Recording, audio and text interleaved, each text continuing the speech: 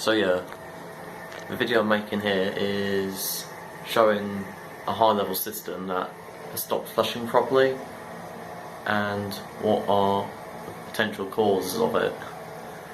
As you can see, it could have been working perfectly fine, but then all of a sudden it just like becomes temperamental and stuff. And this is just an example here. You just pull the chain, it won't flush, and when it does flush you've pulled it like several times just to get it going. What you'll tend to notice is, compared to before, that when you pull the chain it feels weak. You can feel no water getting lifted up.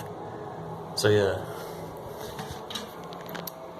I'm pretty sure most people will see high level WC like this as a single toilet, and when it goes it means the whole thing's broken and it instantly needs replacing. It's pretty much wrong, because you've got to like think what's going on with it. Just because it's broken doesn't mean you have to replace the whole thing. You've got to replace the part that's not working. Because with CCPVs, well, those couple push button systems, they are pretty much break replace sorts, as I know with previous experience. So anyway, I'm going to take the lid off and show you what's inside the cistern. The lid will usually be dusty. Take a look. See, you've got the other end of a fulcrum attached to a toilet siphon. As this is a well bottomed high level cistern, it's going to be a siphon which fits the bottom of the well. And over there you've got the part on float valve. Not all the same. This one's part 1 Portsmouth valve. And again, when they fail, like they start overflowing, it's a simple fix. You just replace the float valve or recondition it, put it back in and stuff. But yeah, this is how it looks when you pull the chain inside.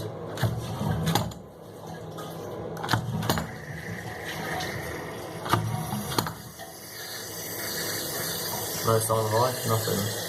Just triggers the float valve a little bit. So yeah, I'm going to show you how to fix that now. I'm going to do a step-to-step guide of how to fix one of these high-level cisterns when they stop working properly, as there isn't a video like this on YouTube already, so I'm going to make this the first one and show you what to do. Right, first things first, you've got to turn the water off. I don't use this old one there because it doesn't work properly, so I've got to use a little isolation valve here. Make sure it's completely off. Okay. So as you can see, it is off, and I've got to try and flush the water out. If it's not possible to flush the toilet at all, just put a bucket underneath. Well, try and mop up the spillage, I suppose, but ideally flush the toilet or use one of them small hand pump siphons. I'll show you an example here. You have to keep pulling the chain just to get it to work.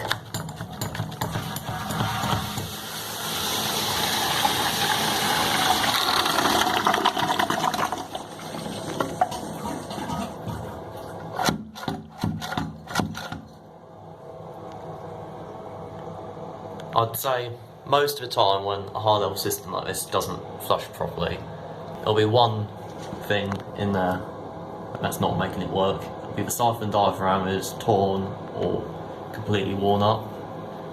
Like, it's torn up and broken. It's what lifts the water up, gets it over the top and up and down there, starts the siphon effect, and then when they break and stuff they can't lift the water up and it won't flush. So I'm going to show you how to take it out.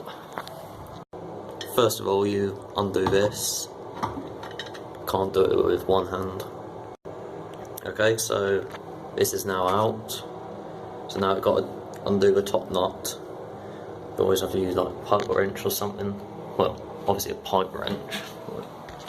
One of these, obviously. Just put it on there and make sure it's on nice and clean, and it turns. And of course, when there's excess water, again you've got to mop it up, clear up the water afterwards. There's not going to be very much water that comes out of the cistern. Well, that's if it's drained the whole way down, but yeah, shouldn't be too much of a problem if it does. If water does come out of it a bit.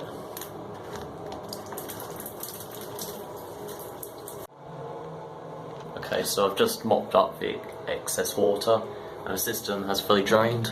So now what you've got to do is just use your fingers, turn it around, and then that way the siphon can pop out.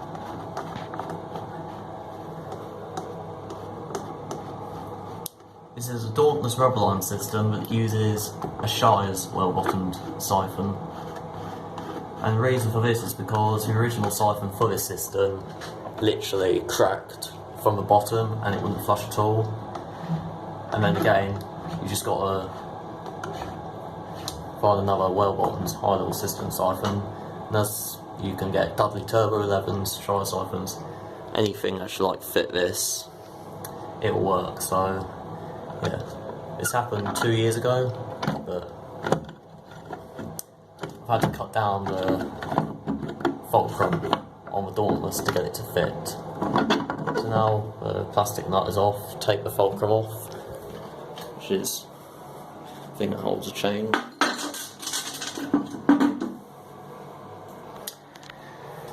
And you just take the siphon out, just like that.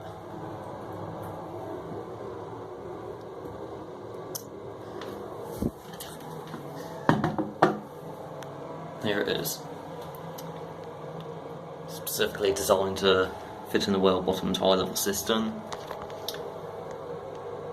I'll show you what the original Dauntless siphons look like as I'll be editing this video, and you'll get a little picture pop up on the left-hand side. So that's the inside of it. There is a washer on there, which is in good condition. And this is the diaphragm. As you can see, it's completely torn up and broken. Half of it's, well, a quarter of it's still there, but still, that'll be why the toilet's not flushing properly, and if the issue isn't like dealt with, it'll eventually stop flushing altogether. So you've got to take the C-link out, and it just takes this out. Okay.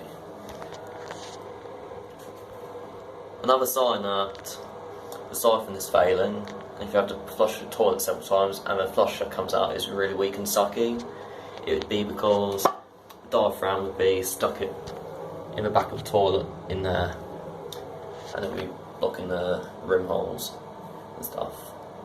Happens to low level WCs, close coupled WCs, high level WCs, failing siphons do when they're not working properly. So what you've got to do is just take the spring out here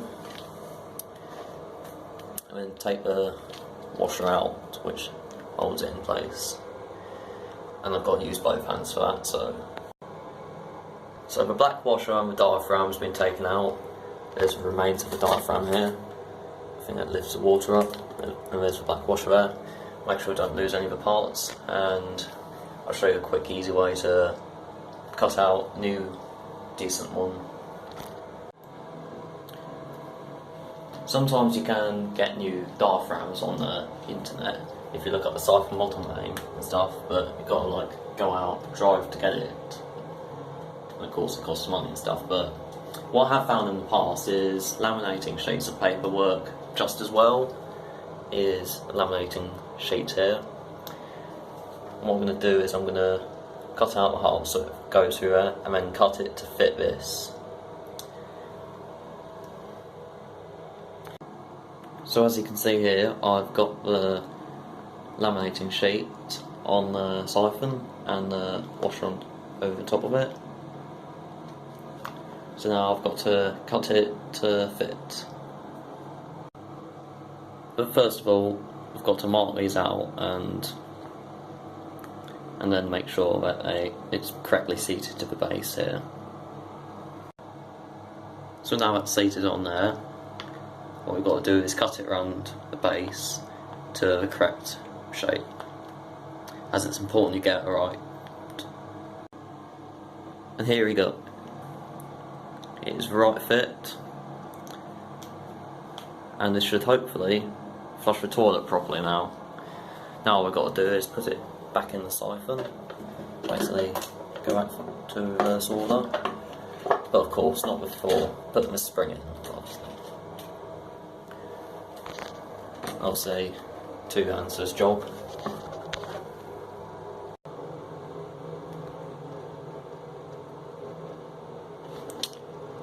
Now I've got it back in, got to put the sealing in. It will take only a little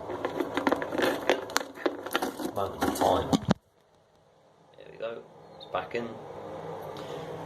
So now I've got to put this back in the Dauntless Rubberline cistern.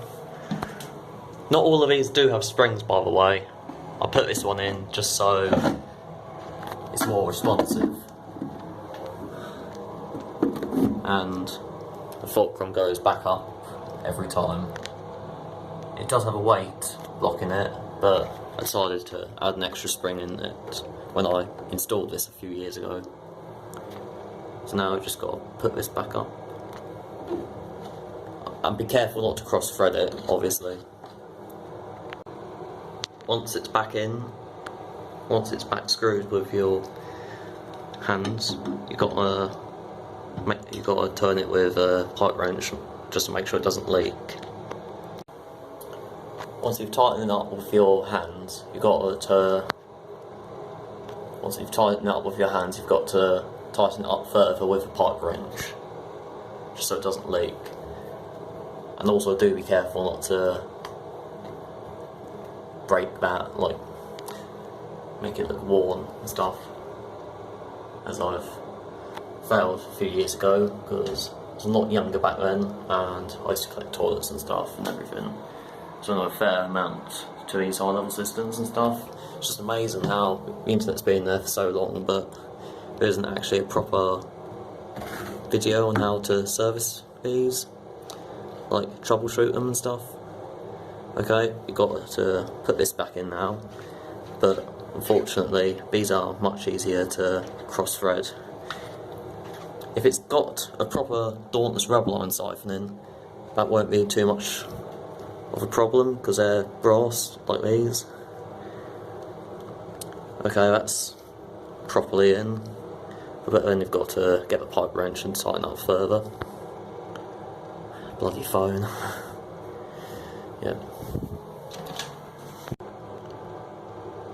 Now that's back in with a pipe wrench.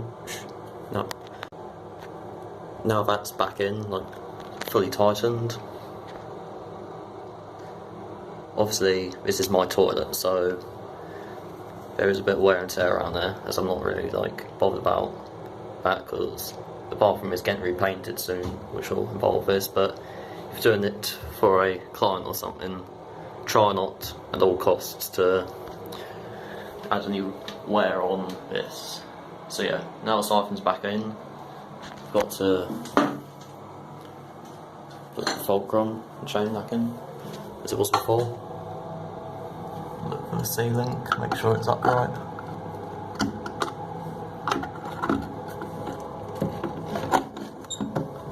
And then put it back in there. Yeah, back in properly.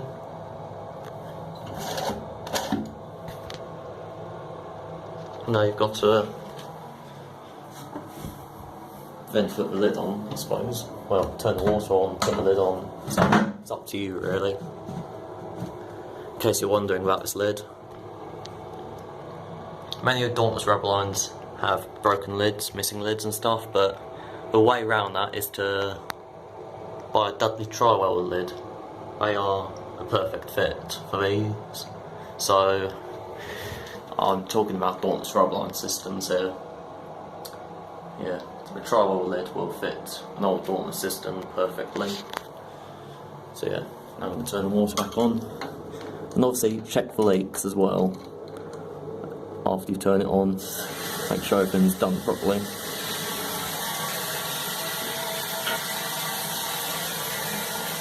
I'm going to continue clearing the water off. always like clear yourself, anything. So yeah, checking for leaks.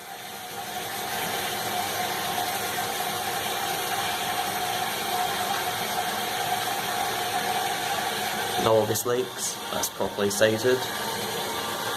It's all looking good. Here's the Shires Cistern. Water steam back up.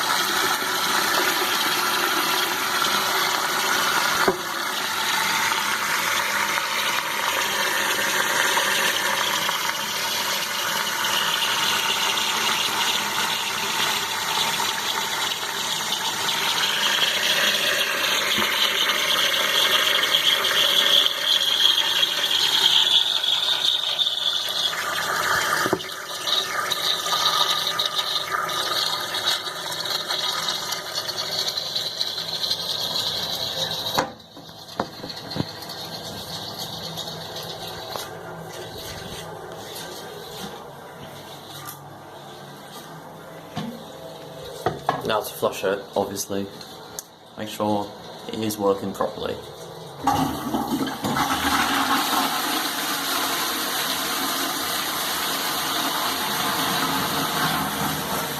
There you go. One pull, effortless, working properly again.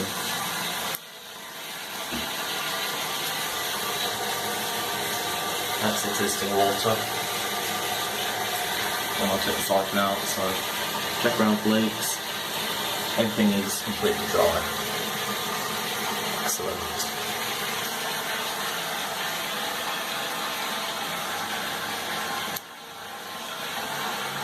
And it took like, well, as long as the video really. Without excluding getting the tools, obviously.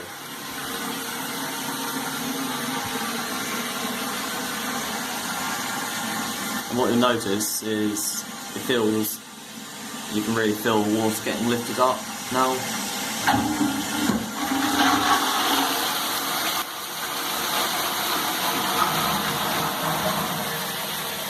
There we go.